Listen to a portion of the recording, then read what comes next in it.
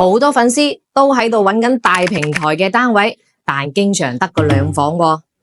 剛好房東說他的單位帶100方左右平台，好方正，而且是南北通的3房2衛，加上2梯2戶的小高層。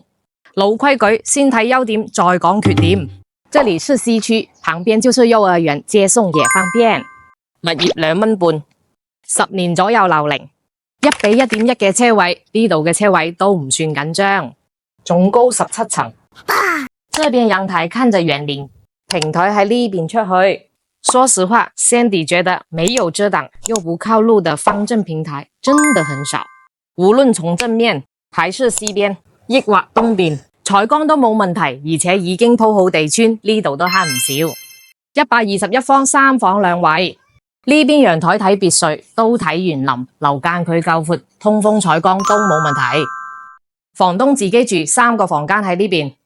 缺點嚟啦，廚房冇打通生活陽台，空間冇用上，有啲浪費。小區不大，只有5棟樓，沒有游泳池，只有籃球場。